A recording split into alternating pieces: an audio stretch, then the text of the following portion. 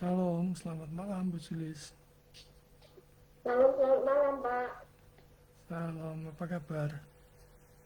Puji Tuhan, luar biasa sehat, Pak. Belum Surabaya? masuk ke daerah ya, Pak.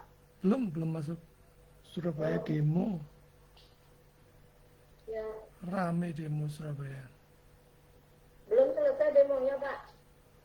Sudah sih, sudah reda.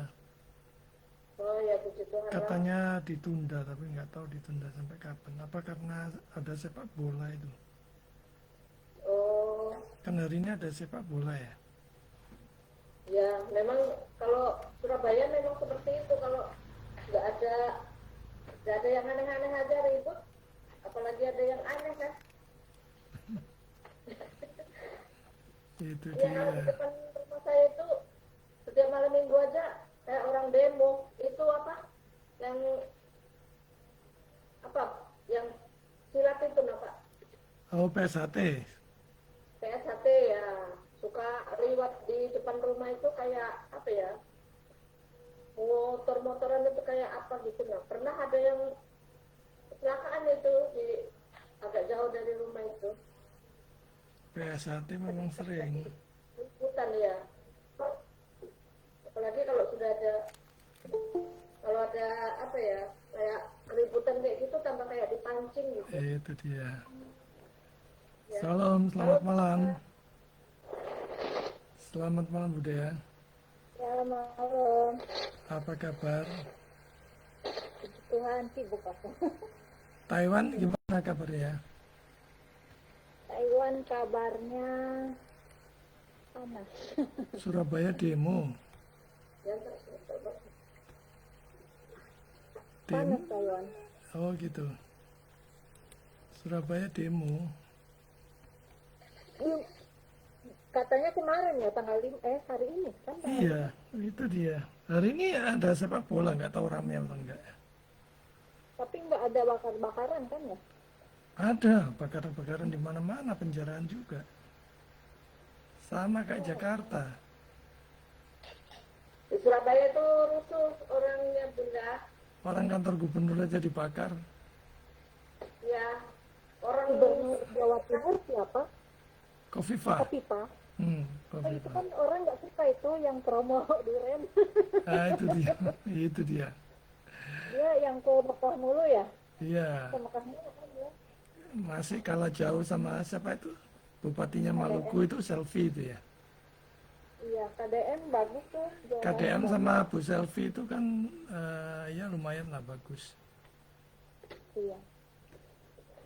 Kalau yang Kofifa yang aneh-aneh yang dibahas duren, Kanan, makanan, promo itu ibu-ibu lah biasa.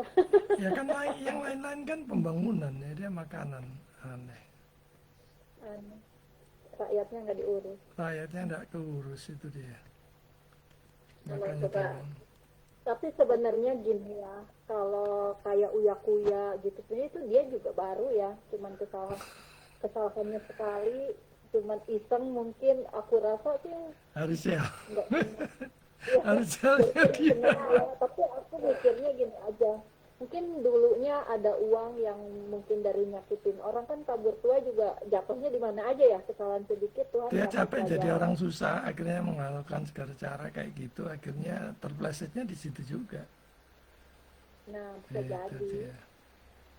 Oke, mari kita mulai dengan berdoa. Bapa di surga, kami mengucap syukur pada malam hari ini kami boleh melanjutkan sesi terakhir dari kelas Kristologi. Kami mohon Roh Kudus menolong setiap kami dalam belajar dan mengajar, khususnya hamba-Mu yang menyampaikan kebenaran. Tambahi, kurangi, dan lengkapi apapun yang dibutuhkan sehingga apapun yang disampaikan adalah kebenaran yang datang daripada-Mu. Ampuni, sucikan kami dari segala dosa dan layakkan kami untuk menerima kebenaran, sebagian kebenaran dari firman Tuhan. Dan berikan kami roh-Mu, roh yang giat, sukacita, rela dibentuk, berkobar-kobar sukacita untuk memuliakan Tuhan. Berkati juga koneksi internet, seluruh peralatan yang kami pakai biarlah dibawa untuk membawa kemuliaan bagi nama-Mu. Singkirkan segala kuasa-kuasa kegelapan yang hendak mengganggu konsentrasi jalannya kelas ini, biarlah kelas ini boleh berjalan dengan baik. Begitu juga dengan sesi tanya jawab dan diskusinya. Terima kasih Tuhan, kami mulai kelas ini dalam nama Yesus, satu-satunya Tuhan dan Juru Selamat kami yang hidup. Amin. Oke, mari kita mulai. Saya bagikan.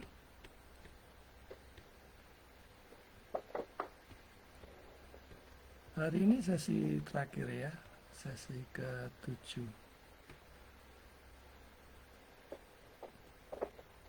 Oke, kita balik merefresh Kristologi. Kristologi salah satu dari pengajaran atau doktrin utama di dalam teologi Kristen yang mempelajari tentang pribadi dan karya Yesus Kristus. Jadi kalau kita mengenal pribadi Allah dengan benar, maka segala yang kita lakukan adalah semata-mata untuk memuliakan Dia. Jadi dalam pandangan Kristen, Kristologi itu menekankan beberapa poin penting yang menjadi inti dari pengajaran tentang Kristus. Ada begitu banyak pengajaran di luar sana tentang Kristus, tapi terlalu menekankan hal-hal yang sebenarnya di luar Kristus. Mari kita melihat materinya mengenai inti dari Kristologi dalam pandangan Kristen. Pertama, pribadi Kristus. Kita melihat inkarnasi dan natur, duinatur Dia, dua natur. Pribadi Kristus itu unik ya. Jadi tidak ada pada pribadi siapapun juga manusia di muka bumi ini. Jadi dia pribadi yang sungguh-sungguh Allah, sungguh-sungguh manusia. Tetapi manusia yang membedakan dengan manusia yang lain adalah dengan manusia yang tidak berdosa, yang tidak bercacat celah. Orang Kristen harus mengenal pribadi Juru Selamat dari firman-Nya, bukan dari yang lain, bukan dari kata orang, bukan dari cerita turun-temurun, bukan dari tradisi, tetapi adalah firman Tuhan yang tertulis, yang sudah sempurna, yang kita terima pada saat ini. Nah, kalau kita pengen menelusuri apa itu firman Tuhan yang selengkapnya, kita bisa mengikuti kelas bibliologi ya, bagaimana kitab suci dibentuk, bagaimana kita bisa menerima kanonisasi sampai sekarang, sedangkan Katolik menerima kanon yang kedua. Nah, kita bisa mendapatkan di mata kuliah bibliologi. Nah, apa yang digambarkan di dalam kitab suci itulah yang kita percaya, bukan dari yang lain. Jadi kitab suci atau firman Tuhan adalah satu-satunya standar kebenaran orang percaya. Kita menguji segala sesuatu itu dengan firman Tuhan. Bukan dengan kata orang, bukan dengan kata tokoh yang terkenal, siapapun sekalipun itu. Karena sekarang ini begitu banyak pandangan yang kacau balau yang tidak dinyatakan oleh kitab suci, tapi justru diterima oleh kalangan umum. Jadi kita mempercayai kitab suci baik itu PL maupun PB. Kenapa kita mempercayai Yesus sebagai sungguh-sungguh Tuhan dan sungguh-sungguh manusia? Ada begitu banyak sekelompok ayat yang menunjukkan keilahian Yesus baik PL maupun PB. Ada juga sekelompok ayat-ayat yang menunjukkan kemanusiaan Yesus baik itu PL maupun PB. Dua-duanya diajarkan oleh kitab suci, dua-duanya orang Kristen percaya. Jadi kita tidak hanya menekankan kemanusiaannya, tapi kita juga percaya keilahiannya. Kita tidak hanya menekankan keilahiannya, kita juga percaya dia sungguh-sungguh manusia yang tidak bercacat celah, tidak berdosa. Banyak orang yang mengklaim manusia itu kan naturnya berdosa.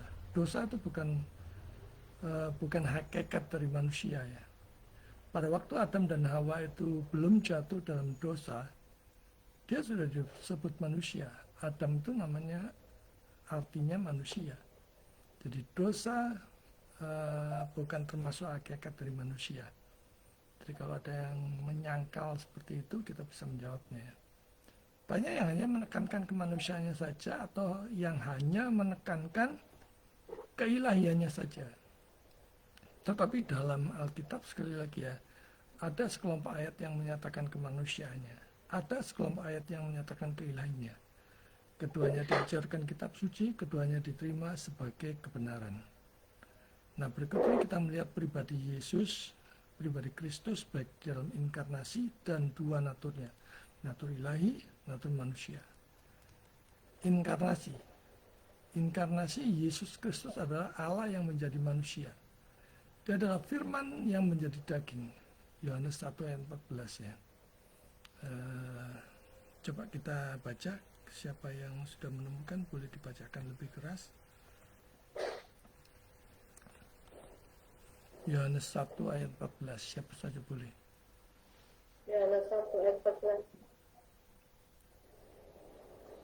Firman itu telah menjadi manusia dan diam di antara kita, dan kita telah melihat kemuliaannya, yaitu kemuliaan yang diberikan kepadanya sebagai anak tunggal Bapa, penuh kasih karunia dan kebenaran.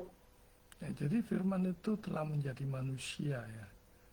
Jadi ini juga saya masukkan dalam buku saya yang baru saya launching tadi ya, dasar-dasar iman Kristen ya, 160 halaman.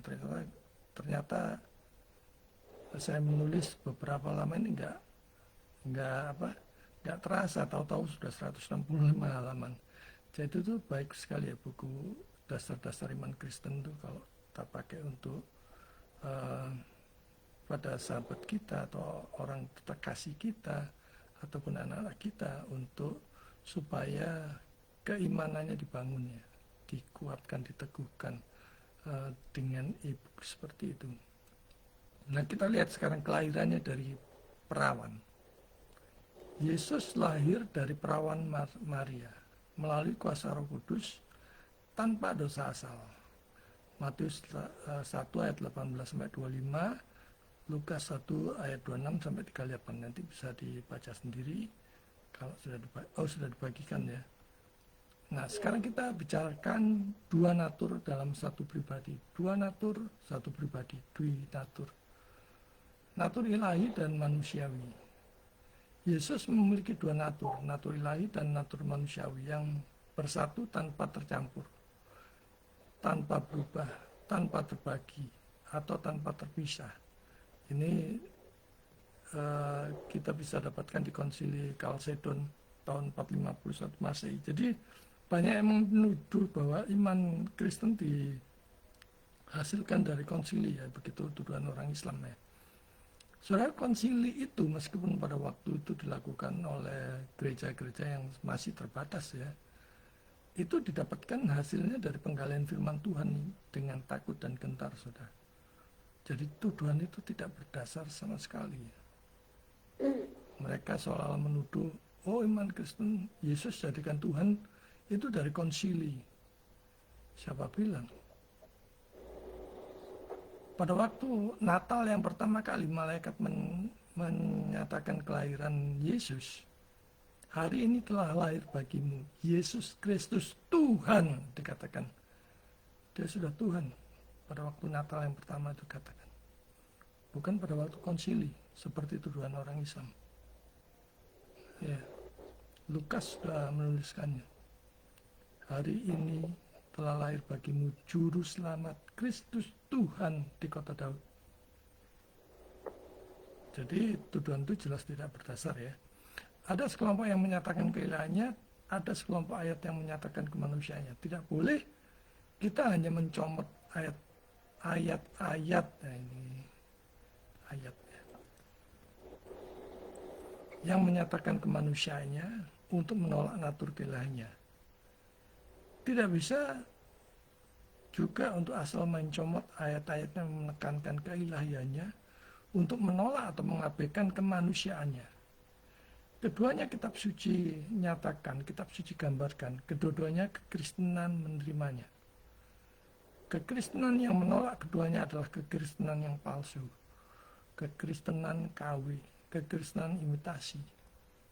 Nah sebenarnya para penyesat atau bidat-bidat itu tidak seberapa bahaya. Yang paling berbahaya adalah yang paling menyerupai kekristenan. Saudara bisa bayangkan ya, duit palsu itu, duit yang mirip sekali ataupun yang kelihatan total sekali berbeda, mana yang lebih berbahaya? Kalau yang total berbeda ya orang pasti tahu ini palsu. Tapi kalau yang mirip sekali tapi itu palsu, nah itu yang bahaya.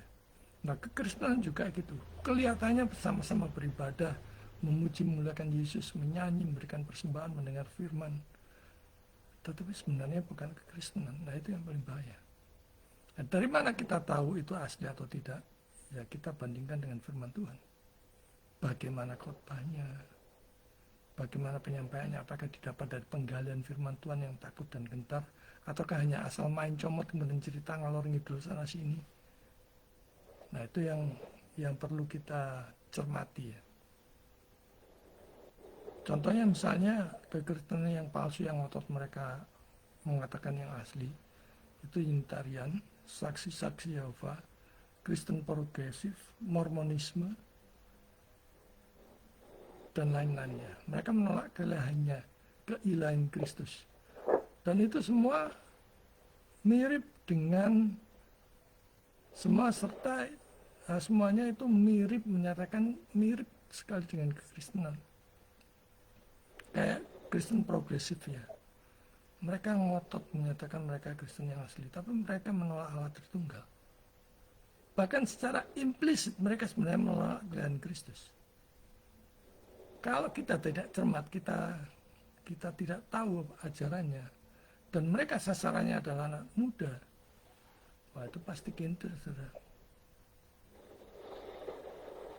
Nah, itu kekristenan yang imitasi ya, bahayanya kekristenan imitasi. Nah, ini yang mendorong saya juga tergugah untuk menulis tentang kekristenan imitasi yang sekarang banyak beredar. Kekristenan imitasi itu cirinya apa saja, kekristenan KW itu ciri-cirinya apa saja. Kalau mau melihat ciri yang paling gampang adalah sebenarnya dia apakah berpusat pada Kristus atau Allah, Kristosentris atau teosentris, ataukah berpusat pada diri sendiri, antroposentris. Itu jelas sekali. Kalau dalam khotbah mereka puji-pujiannya menekankan pada antroposentris, mereka tidak memuji memuliakan Allah loh. Mereka memuji memuliakan diri mereka sendiri. Banyak sekali kalau lagu-lagu pujian yang kita teliti secara jujur, secara alkitabiah, itu bukan pujian. That's not worship. Itu pujian terhadap diri mereka sendiri. Salah satu contoh yang paling gampang, doa mengubah segala sesuatu. Kelihatannya bagus, kelihatannya benar. Yang berdoa siapa? Apakah manusia yang mengubah segala sesuatu? Kenapa kalau lagunya bagus, syairnya tidak kita perbaiki? Allah berkuasa segalanya misalnya. Allah mengubah segala sesuatu, beres sudah. Saudara memuji Tuhan. Kenapa harus melalui saudara dulu? Itu dompleng kemuliaan Tuhan, nyuri kemuliaan Tuhan. Dan mengikut Yesus keputusanku misalnya. Itu bukan worship, itu pujian untuk dirimu sendiri. Bisakah kita menerima Yesus kalau Roh Kudus tidak mengubahkan melalui firman-Nya? Omong kosong. Kita bisa percaya itu karena anugerah. Di dalam hikmat-Nya. Tak peduli masa lalu kita seperti apa, dosa kita seperti apa. Bukan karena kehebatan kita. Tapi karena hikmat-Nya memilih kita, kasih setianya memilih kita. Seharusnya bisa dipilih mengikut Yesus. Itu anugerah, itu sudah beres. Gampang. Nah, banyak sekarang worship leader, pemain musik terutama, susah kalau diajak untuk ikut pendalaman Alkitab, kelas-kelas Alkitab. Bahkan banyak hamba Tuhan yang malas untuk belajar gitu ya.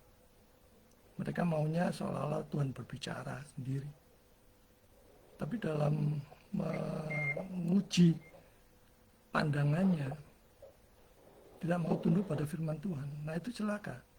Seperti yang Paulus katakan, aku bersaksi bahwa banyak orang yang sungguh-sungguh giat bagi Allah tanpa pengertian yang benar. Dan itu banyak sekali terjadi dalam banyak hamba Tuhan, worship leader yang sekarang ini. Dalam pengalaman saya mengajar ya, mulai dari 2017. Sebenarnya 2002 itu saya sudah mencoba untuk pelayanan seperti ini ya. Itu yang paling susah saya mendapatkan itu adalah kaum musisi worship leader yang susah. Dulu itu saya mulai pelayanan itu di rumah saya, Saya waktu itu 6 orang dari Mawar Saron. Mereka semua pemuda, anak-anak muda. Saya minta untuk mengajak teman-teman worship leader sama musisinya. Susah, saudara. Saya nggak tahu sekarang ya. Bayangan saya sekarang pun masih demikian. Susah mengajak mereka. Mereka merasa pelayanan musik itu yang paling agung gitu. Atau apa gitu. Tapi mereka nggak melihat fakta bahwa mereka sungguh giat melayani Allah tanpa pengertian yang benar. Orang yang mau melayani itu mau belajar. Kita belajar, saya mengajar, itu juga menundukkan diri, merendahkan diri. Hati saya, iman saya untuk dibentuk oleh kebenaran firman Tuhan. Nah, kalau kita tidak menundukkan diri pada firman Tuhan, logika kita yang terbatas ini, bahaya, saudara. Roh-roh yang lain akan masuk. Oh, kamu sudah cukup pintar kok. Oh, kamu fasilida kok. Kamu pintar berkhotbah, nggak usah persiapan. Ya, akhirnya akan jatuh. Dan itu memang yang disukai oleh iblis. Supaya kita tidak persiapan apapun. Kita lanjut. Keunikan Yesus. Sebagai Allah, Yesus adalah satu dengan Bapa dan Roh Kudus dalam Trinitas. Sebagai manusia, dia adalah Adam yang kedua. Wakil umat manusia. Banyak yang bilang, semua manusia akan berdosa. Jadi kalau Yesus adalah juga manusia, ya harusnya berdosa juga dong. Ingat, sekali lagi, dosa bukanlah hakikat manusia. Pada waktu Adam atau wakil manusia belum jatuh ke dalam dosa, ia sudah disebut manusia. Dan Yesus adalah satu-satunya manusia yang tanpa dosa dan bercacat celah. Ia sungguh-sungguh Allah dan sungguh-sungguh manusia. Karena itu ia bisa menebus dosa manusia. Karena dia adalah Allah dan manusia. Allah yang menjadi manusia. Banyak yang akhirnya protes itu kan ya Pak, tidak masuk akal. Allah menjadi manusia. Justru itu yang masuk akal. Dia menjadi diri ciptaan, itu yang masuk akal. Kalau kita berharap Allah yang kita sembah itu harus dikenali secara tuntas oleh logika kita yang terbatas, itu sama dengan mencedok air di tengah samudra. Yang kita dapatkan cuma air sebatas cangkir itu aja. Demikian kalau kita mengharapkan Allah yang tak terbatas itu bisa dimengerti oleh logika kita yang terbatas. Yang kita dapatkan adalah ya Allah sebatas logika kita. Dan kekristenan tidak mempercayai Allah model begitu. Kekristenan mempercayai Allah yang tak terbatas. Kita lanjut karya Kristus, penebusan dan pengantara. Kita lihat penebusan dulu. Penebusan atau substitusi pengganti. Yesus mati di kayu salib sebagai pengganti orang berdosa. Menanggung hukuman yang seharusnya mereka terima. Ini sudah ada di dalam perjanjian lama ya. Dinubuatkan dalam Yesaya 53 ayat 4 sampai 6. Dan dalam perjanjian baru 2 Korintus 5 ayat 21. Kita lihat dulu deh yang Yesaya. Silakan yang sudah ketemu. Barangkali saya juga salah mengutip, bisa dikoreksi nanti kalau dibacakan. Yesaya 53 ayat 4 sampai ke 6.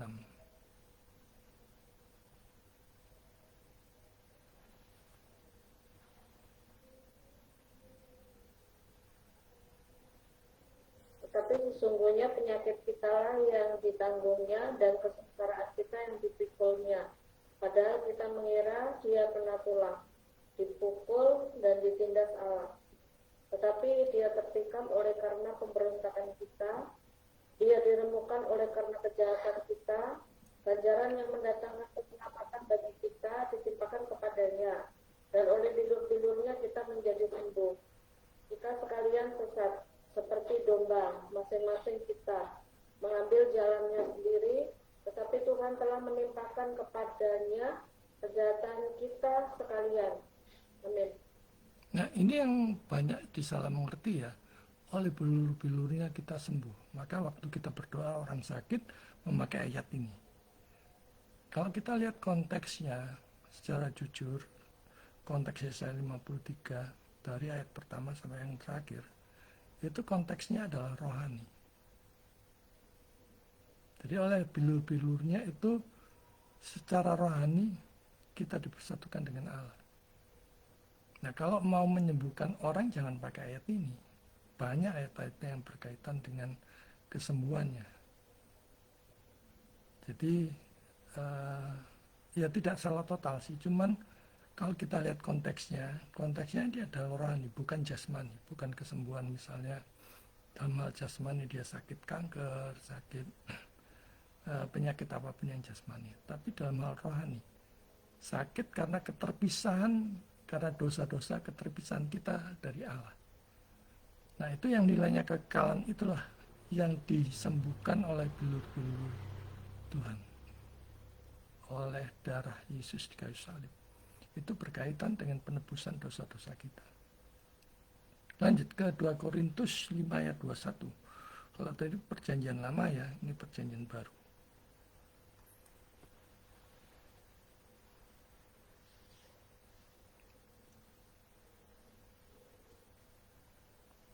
Ya, silakan.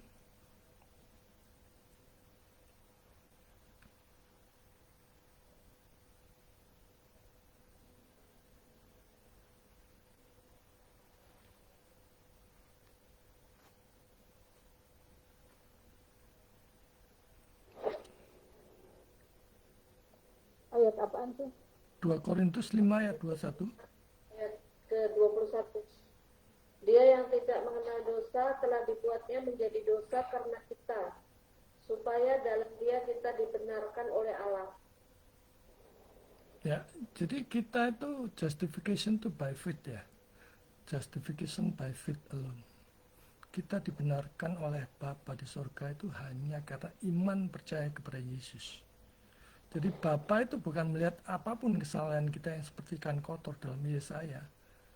Bapa hanya melihat iman karya Kristus yang ada di dalam iman percaya orang-orang Kristen. Jadi kita semacam diberikan jubah kebenaran, yaitu iman darah Kristus yang tercurah di atas kayu salib. Jadi itulah seperti itulah kita dibenarkan oleh Bapa, bukan karena puasa kita, kesalahan kita, perbuatan baik kita, amal baik kita, bukan. Tapi karena iman. Nah, iman itu adalah anugerah karya Roh Kudus. Ada Roh Kudus dalam diri orang percaya, ada buah roh, bisa berbuat baik. Nah, bedanya dengan orang dunia kan juga bisa berbuat baik, bisa berbuat saleh, memberikan sumbangan dan sebagainya. Bedanya adalah kalau orang percaya melakukannya semata-mata karena cinta Tuhan. Jadi tidak ada pamrih. Tapi kalau orang dunia pasti ada pamrihnya. Itu yang membedakannya. Jadi Yesus menebus dosa-dosa orang yang percaya kepadanya. Ini harusnya besar. Baik dosa-dosa masa lalu, dosa-dosa sekarang, maupun dosa-dosa yang akan datang, yang kita belum tahu akan jatuh di dalam dosa apa. Semuanya sudah diselesaikan, tetelestai. Yesus telah menyelesaikannya semua. Dan tidak ada satu dosa pun yang bisa ditagih. Kalau misalnya ada suara-suara dari dalam yang menuduh kita, masa lalumu kan gelap, kamu dulu sering judi, kamu dulu sering menyakiti orang, kamu dulu sering korupsi, dan sebagainya. Begitu gelap. Tapi kalau saudara sudah percaya Yesus, kalau perlu tengking saudara, saya sudah bikin bukan milik saya sendiri. Saya sudah memiliki Yesus sepenuhnya. Dan nyala engkau dari hadapanku sekarang. Kita harus berani menengking saudara. Kalau ada suara-suara yang mengecilkan iman kita, itu pasti suara si jahat. Nah, ketaatan aktif dan pasif sekarang kita lihat. Ketaatan aktif Yesus adalah ketaatannya kepada hukum Allah sepanjang hidupnya. Dan ketaatan pasifnya adalah ketaatannya sampai mati di kayu salib. Filipi 2 ayat 8. Mari kita baca.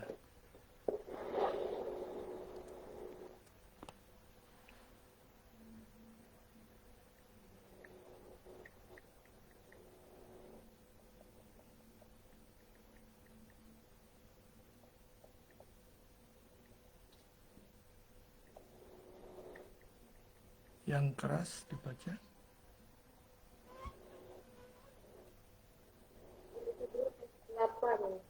Dan dalam keadaan sebagai manusia ia telah merendahkan dirinya dan taat sampai mati, bahkan sampai mati di kayu salib. Nah, inilah yang menjadi dasar orang Kristen untuk tetap taat dalam kondisi apapun. Taat kepada Tuhan. Tapi kalau kita bisa taat, itu sekali lagi itu adalah pekerjaan Roh Kudus, bukan karena kemampuan kita. Ada dua prinsip ya, kalau kita bisa berbuat baik dalam hal apapun, yakini, percayalah bahwa itu 100% dari atas, dari Tuhan. Sebaliknya kalau kita jatuh dalam dosa, itu pasti 100% salah kita sendiri. Dan kita tidak berhak untuk menyalahkan Tuhan. Dan jangan pernah ada tuduhan yang menyalahkan Tuhan pada saat kita jatuh.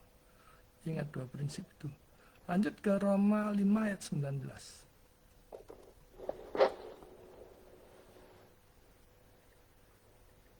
Roma 5 ayat 19. Jadi sama seperti oleh ketidaktaatan satu orang, semua orang telah menjadi orang berdosa. Demikian pula ketaatan satu orang, semua orang menjadi orang benar. Nah, ini dosa asal ya. Dosa asal itu ilustrasinya kayak misalnya Indonesia saat ini malam ini bermain dengan Cina Taipei ya. Indonesia kalah misalnya. Kalah 2-0 gitu ya. Walaupun yang main 12 orang, tapi dinyatakan bahwa Indonesia kalah dari Cina Taipei 2-0. Walaupun yang main 11 orang. 11 orang itu adalah wakil Indonesia. Nah, sama seperti Adam dan Hawa jatuh dalam dosa. Adam itu wakil kita, wakil manusia.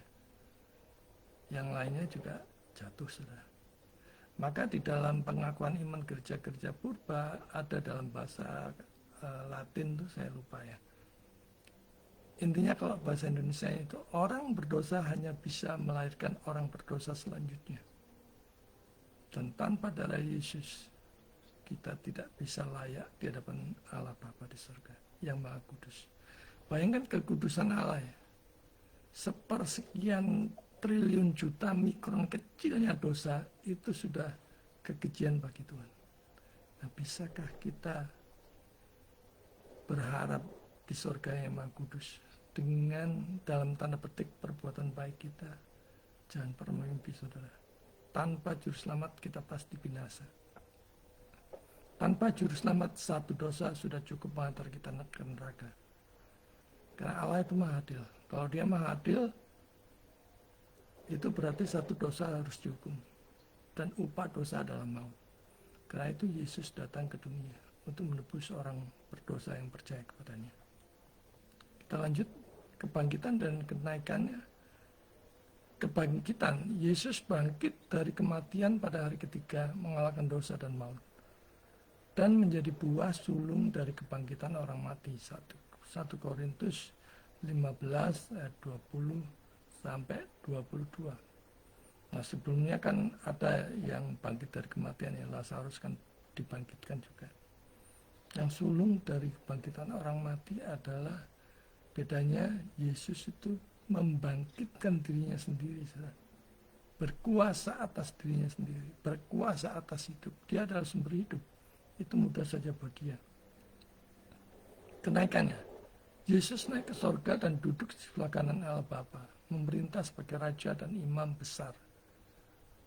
Kisah Para Rasul 1 ayat 9 sampai 11 dan Ibrani 7 ayat 25. Kita lihat Ibrani aja ya. Silakan.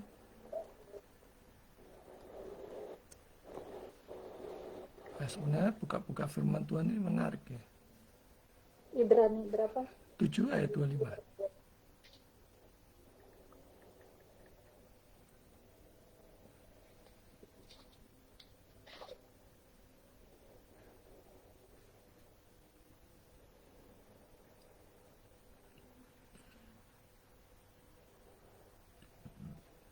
Udah baca? Ya, belum muncul loading. Ya, sudah saya dulu baca ya. Ya, silakan. Ibrani 7 ayat yang ke-25. Karena itu ia sanggup juga menyelamatkan dengan sempurna semua orang yang oleh dia datang kepada Allah, sebab ia hidup senantiasa untuk menjadi pengantara mereka. Nah, konteks kata semua orang itu konteksnya adalah semua yang percaya kepada dia. Jadi juru selamat untuk orang yang selamat. Juru selamat untuk orang pilihannya. Jadi kalau bukan pilihannya ya yang menolak dia, bahkan melecehkan dia ya pasti nggak selamat. Untuk semua orang itu jangan diartikan seadanya orang, bahkan orang-orang yang menolak dia pun juga diselamatkan. Tidak. Kalau nggak gitu nanti universalisme, jadi universalisme. Neraka kosong untuk apa diciptakan? Semua di situ kata semua itu artinya semua yang percaya kepada dia konteksnya. Inilah penghiburan dan pengharapan terbesar orang percaya dalam Kristus, yaitu adanya jaminan pasti keselamatan di dalam Yesus di surga yang menyediakan tempat di dalam kekekalan. Punya juru selamat, pasti selamat. Bukan semoga, bukan mudah-mudahan. Pasti. Apakah ini kesombongan? Seperti tuduhan sebelah? Bukan, saudara. Karena yang menjamin itu Yesus sendiri. Pada waktu menjamin penjahat yang bertobat yang belum dibaptis juga ya. Tapi dia percaya. Yesus menjaminnya. Hari ini juga, padahal dia belum mati. Hari ini juga engkau bersama dengan aku di Firdaus. Dia belum mati, tapi tempatnya sudah pasti di Firdaus. Sama dengan kita malam ini, kita percaya pada Yesus, tempat kita sudah pasti di sana di surga. Bukan semoga, bukan mudah-mudahan. Keselamatan di dalam Yesus itu pasti, bukan sombong. Tetapi karena itu dijamin oleh Tuhan sendiri. Jadi keselamatan di dalam kekristenan itu bukan semoga, bukan mudah-mudahan, tetapi pasti.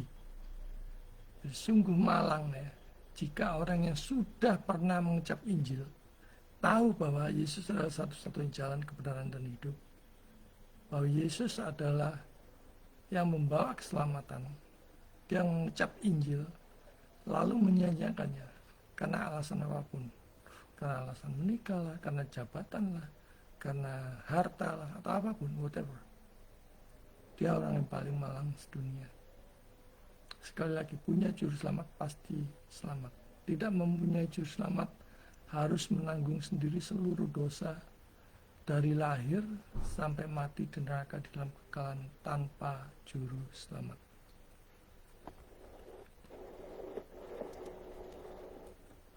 Renungkan, tanpa juru selamat, sekali lagi satu dosa sudah cukup mengantar manusia ke neraka selama-lamanya.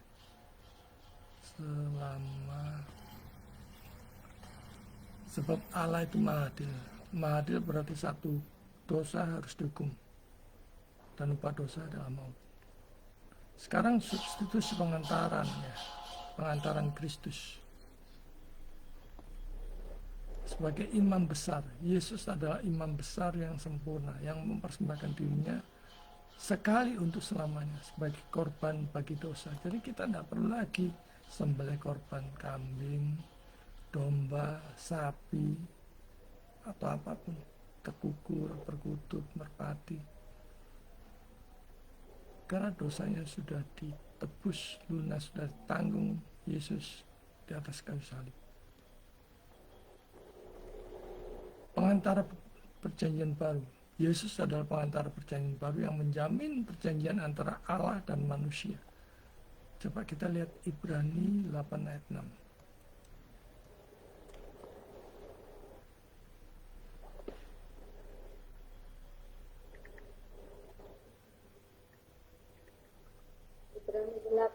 Tuhan.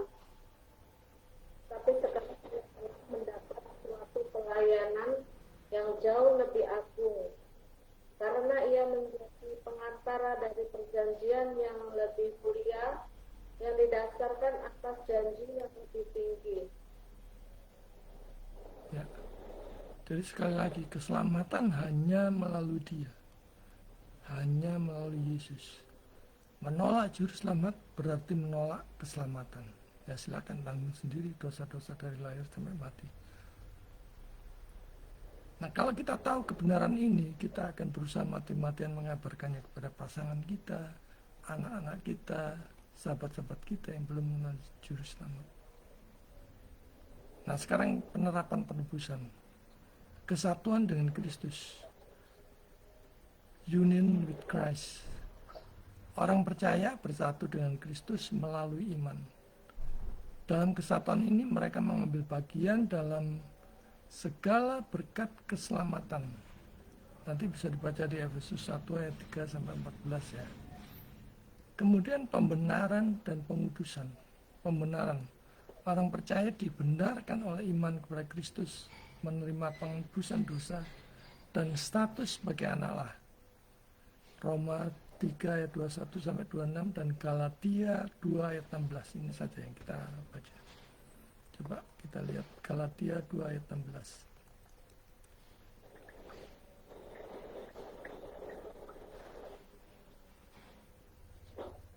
Galatia 2:16.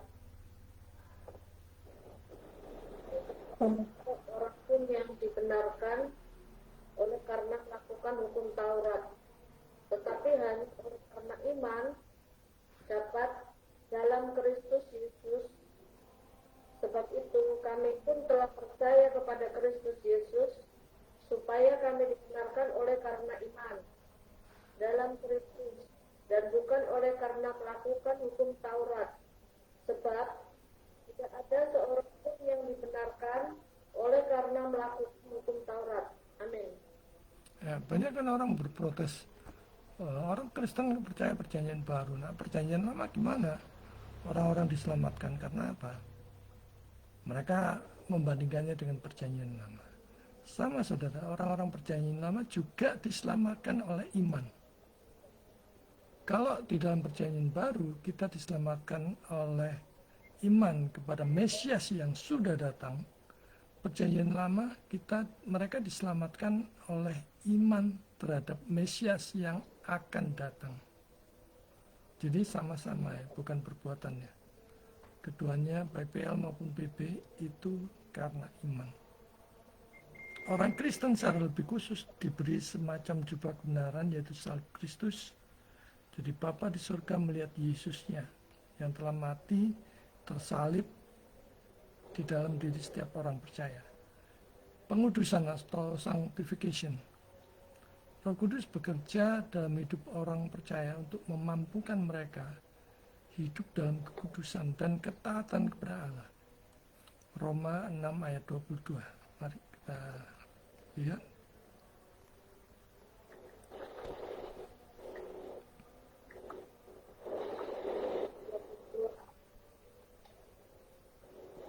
Tetapi sekarang setelah kamu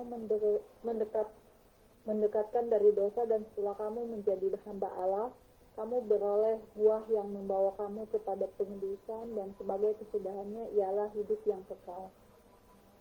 Ya, kalau kita sudah dikuduskan oleh Bapa di surga karena iman kita kepada Kristus, dan iman itu adalah anugerah bukan perbuatan baik kita, maka kita dimampukan untuk hidup kudus yang selaras dengan firman Tuhan. Jadi sekali lagi ya, alurnya itu seperti ini. Iman itu karya Roh Kudus melalui firman-Nya. Karena itu dalam pelayanan apapun harus ada pemberitaan firman-Nya. Karena firman Injil itu kuasa Allah yang menyelamatkan, berkuasa, mengubah pribadi setiap orang. Jadi pelayanan apapun harus ada pemberitaan firman-Nya. Ada Roh Kudus dalam diri setiap orang percaya, ada buah roh. Baik kemampuan dan kemauan untuk bisa berbuat baik yang memuliakan Allah dan berdampak bagi sama, itu juga diberikan oleh Roh Kudus.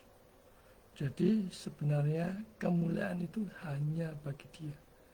Semua dari dia, oleh dia, dan bagi dia. Kedatangan Kristus yang kedua. Ini pengharapan eskatologis yang nanti akan kita pelajari di Jumat mendatang ya, kelas mata kuliah baru ya. Yesus akan datang kembali dalam kemuliaan untuk menghakimi orang hidup dan mati. Dan memulihkan segala sesuatu dipulihkan. Matius 24 ayat 30. Mari kita lihat.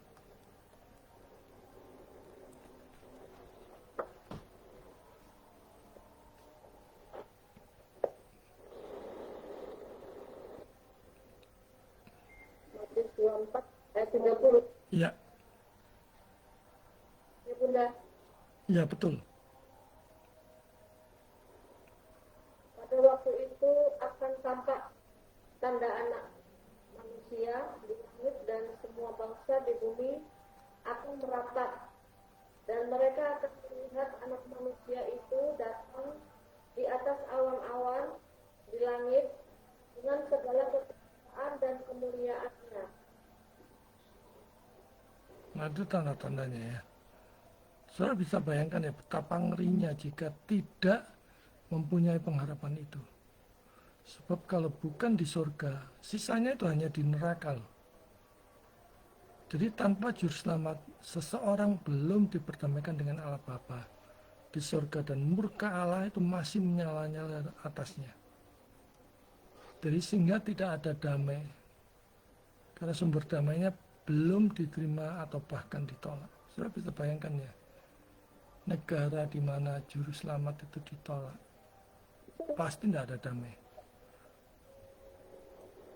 Pasti bergejolak terus. Kebangkitan dan hidup kekal.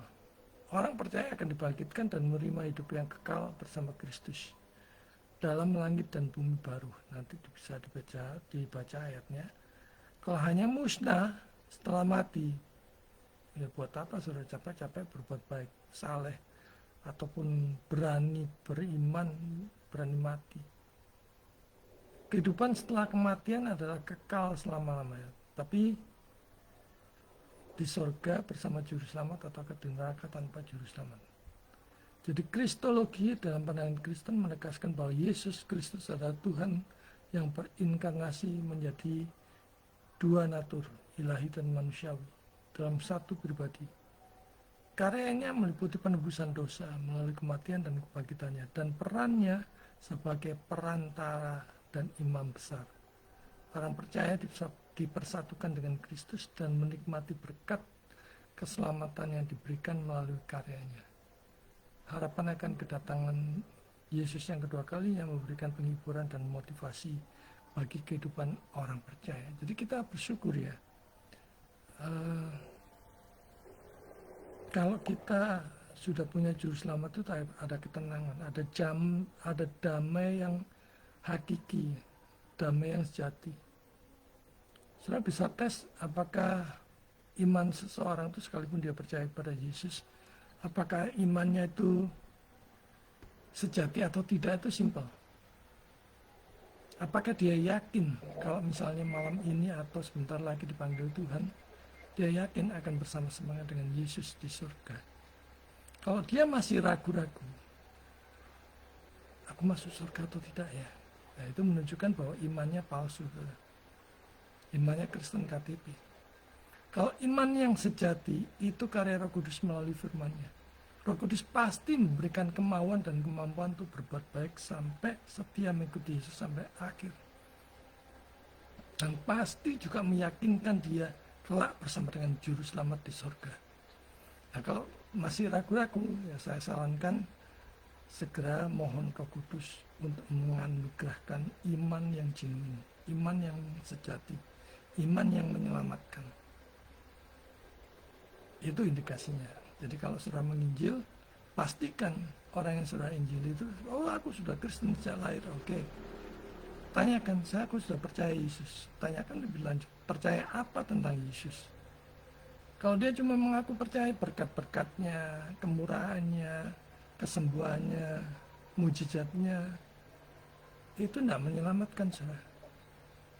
Tapi kalau dia percaya karena seluruh dosa saya ditanggung oleh Yesus di kayu salib, karena dia mengasihi saya yang berdosa, itu iman yang sejati, pasti karya Roh Kudus. Seperti itu. Oke, kita masuk dalam diskusi, kurang 14 menit ya. Silakan. Tadi saya mau nanya yang tadi yang ada bilur-bilurnya itu apa ya, Han? Ya, Han? Biasa ya? Yohanes ya? Oh, yang oleh bulur-bulurnya ya. Itu berarti kalau dia misalnya pertobatan, doa lagi, misalnya kita doain orang yang emang rohaninya tersakiti lah, lagi rohaninya nggak benar gitu, berarti doanya itu bisa masuk ya? Bisa. Kalau yang sakit nggak masuk gitu? Ya, karena apalagi kalau dia masih belum mengenal juru selamat. Doanya harus yang itu, Bu. Harus oleh bulur-bulurnya itu. Setan takut. Iya, setan pasti takut dengan itu. Saya mendoakan 2 kali ya orang satanik dari gereja setan, orang perempuan. Dia sudah jadi mempelainya. Dua hari saya mendoakan. Iya. Ya, saya 5 Doakan pakai itu, Bu Dea. Sampai 6. Doakan pakai itu, Bu Dea. Ayat 1 sampai 6 ya? Ayat 4 sampai 6. Oh, Ya, saya 53. ya saya 53 ayat 1 sampai 6. Tapi kalau misalnya cuman dia sakit, misalnya cancer, ataupun koma karena jantung atau apa, Ibu mempunyai kuasa di dalam diri Ibu. Dalam nama Yesus, kasih karunia Tuhan kiranya menyembuhkan. Sudah cukup. Doa simpel itu aja. Tidak usah panjang-panjang kayak orang-orang pamer iman Kalau doa gitu. kutub turunan itu gimana? Sama juga. Dalam nama Yesus dipatahkan, itu sudah beres. Sudah. Iya, tapi harus dilakukan dengan keyakinan. Harus dilakukan dengan keyakinan ya. Jangan ragu-ragu. Harus dengan keyakinan. Bahwa Tuhan akan menyelesaikan. Itu banyak ya. Kristen kan doanya ada doa peperangan, ada doa, ya kalau di gereja umumnya kan syafaat kebanyakan. Ini kalau orang yang secara pribadi nih doa gitu. Kak doain, Bu katanya doain saya kutub turun, saya mikir dulu kutub turun. Nggak usah pikir panjang-panjang sudah. Dalam nama Yesus itu berkuasa apa saja. Mau disantet kak, nggak dapat jodoh, sulit cari pekerjaan, rezekinya seret, sudah dalam nama Yesus. Semua dipatahkan, sudah selesai. Atau kalau perlu dalam nama Yesus dipunyai, dalam nama Yesus, dalam nama Yesus. Nyanyikan sudah itu. Tapi dengan iman ya, kita dengan iman, bukan dengan ragu-ragu atau apa. Kita yakin bahwa Ini Yesus ada berkuasa. satu lagi doa yang kalau kita lagi doain orang sakit, saya tuh sering banget kayak gini. Ya, Orang itu lagi maaf banget, lagi sekarat misalnya. Itu kan suka ada doa ya, kita orang Kristen juga doain ya, ya. tumpang tangan doain itu gimana? Pelepasan ya jatuhnya ya. Yang mau mati, sakratul maut gitu ya, atau yang kerasukan. Yang sudah mau mati. Doanya yang paling simpel adalah kita menyerahkan dia dalam pangkuan Bapa, supaya Roh Kudus menganugerahkan iman kepada dia. Supaya detik-detik sebelum dia dicabut, dia percaya Yesus sudah menebus dosanya. Jadi selain berdoa kita menginjili dia. Bu, terima Yesus ya sekarang juga. Yang menebus dosa-dosa ibu, dosa-dosa bapak. Dari lahir sampai sekarang. Ada juga yang masuklah itu yang Pak Jo suka omongin kalau habis khotbah, cara menerima Yesus itu loh. Mungkin doanya itu kali ya. Masuklah dalam hidup, gimana sih? Aku lupa, kalau pengajar begini mah lupa. Pokoknya kalau dalam kondisi darurat, sebagai Tuhan dan Juru Selamatku. iya, Kayak gitu kan? iya, Itu sudah cukup berkuasa, powerful itu, jangan diragukan lagi itu. Kadang kan kita kan awal ya, apalagi pelayanan saya yang doanya tuh nggak banyak banget yang saya tahu aja. Biasa ya berdoa yang sakit gitu. Tapi kalau udah aneh-aneh mintanya saya rada. Nah kalau yang pelepasan pun karena saya sering ada tim ngedoainnya, jadi oh kayak gini gitu. Loh, aneh-aneh pun terima saja Ibu, sungguh, aneh-aneh pun terima saja. Karena Ibu punya kuasa, diberikan kuasa. Yes, kita hati pikiran kita bahwa yang menyelesaikan semua itu Tuhan, juru selamat kita. Jadi kita harus maju. Kalau saya ngomong gini bukan tentang doanya ya, yang penting kan kita mau doa, siapapun yang doa, misalnya diri dia sendiri pun yang doa, dianya harus melepas dulu rasa benci, rasa marah ya, pelepasan kayak gitu dulu kan. Betul. Tapi ada satu sisi ya, kita jangan minta orang yang masih ragu-ragu terhadap juru selamat untuk berdoa. Kita yang harus mendoakan. Kita harus tahu yakin bahwa dia orang sungguh-sungguh percaya atau Kristen KTP atau bahkan orang yang belum percaya. Nah kalau orang belum percaya, kita kesempatan menginjili sambil berdoa. Saya salah enggak gini? Ini banyak sekali gini. Dia minta didoakan terus-terusan, dia mau sharing terus-terusan, mau konseling terus-terusan. Tapi sementara dia pun nggak mau, kayak konselnya dia nggak mau ikutin, maunya doakan aja terus. Kali 2 kali oke gitu. Tapi kalau udah 3 kali saya tegas tolaknya, ya kamu aja nggak mau mendekat sama Tuhan. Nah, Gimana Tuhan Ibu di grup pernah nggak melihat saya mengeluarkan orang? Sering kan? Nah salah satunya Pak Yohanes Paulus seperti itu saya keluarkan. Kasusnya seperti Ibu juga. Dia orangnya itu selalu selalu gerundel gitu. Tidak bersyukur gitu. Saya doain, dia ikut stos sudah lama. Mintanya dilayani terus, tapi dia nggak mau ikut kelas gitu. Itu sudah lama. Berarti nggak salah dong kalau saya langsung nge-cut orang itu. Nggak apa-apa. Nah, berarti dia bukan domba, dia kambing. Udah, Ibu jangan berkecil hati. Dia bukan domba, kambing. Saya jarang mau kalau udah gini, dia konseling. Kadang kan kita kan orang kerja, bukan nggak mau melayani, enggak. Itu dia. Tapi kan dia itu harus berubah, maksudnya gitu. Betul, iya, betul. Sama dengan kita doakan berkali-kali kalau dia tidak mau berubah. Betul. Ya, buat apa kita berdoa gitu, dia sendiri nggak yakin kok. Kalau gitu, saya tuh agak-agak gitu, apa saya keras banget, apa saya ini salah, dalam hati kadang saya mikir ke situ. Enggak, kadang-kadang harus kita tegas ya, jadi ada momen kita tidak asal menuruti begitu saja gitu.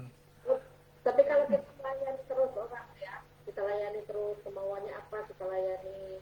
Dia mau tiap hari ya, yuk kita berdoa, kita doa terus baca firman Tuhan, ya udah gimana mau diterapi sama Tuhan gitu. Tiap hari minta gitu terus. Tapi dia konsel juga mau datang. Nah, sekali kalau kita tegur, akhirnya dia dibaca Bu, iya dibaca. Akhirnya dia pun nggak mau itu. Akhirnya berhenti saya melayani. Salah nggak? Enggak Bu, enggak salah. Karena kan kita manusia yang terbatas, kita punya keterbatasan, limitation. Kalau saya punya batasan 3 kali. Kalau saya udah ngomong A, B, C gitu ya, tiba-tiba ketiganya. Itu ya, kamu Pak Yohanes yang saya keluarkan itu berkali-kali. Ada teguran yang agak tegas kan dari kita bahwa kamu jangan mau didoakan terus, tapi kamu pun kan wajib berubah. Iya. Ya, ketaatannya nanti ada pada diri sendiri, bukan dari orang lain doain. Betul. Ya doanya nggak mungkin, Tuhan juga nggak mau ngabulin, saya bilang. Artinya sekalipun kamu berdoa, jangan buang tanggung jawab.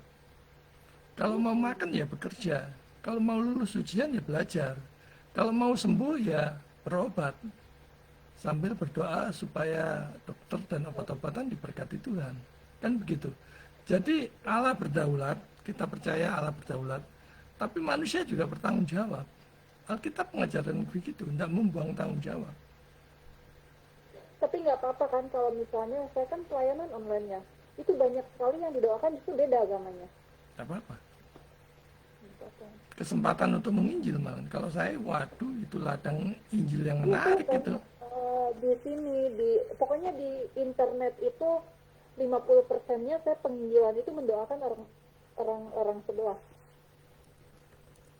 Jadi itu memang kesempatan talenta yang Tuhan berikan kepada Bu Dea. Lakukan terus, asa terus sambil minta Roh Kudus membimbing ke arah mana. Gitu.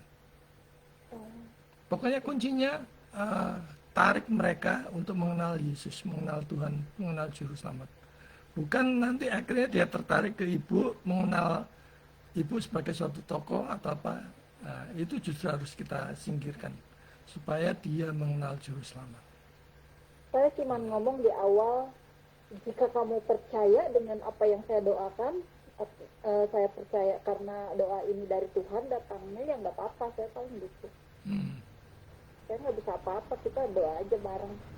Dan 50% itu kebanyakan dia yang salah langkah, kayak dia lebih sering ke, maaf ya, ke dukun, kayak gitu. Saya ceritakan ini nih, hasil tabur tuayanmu itu nanti ke dukun itu nggak bagus.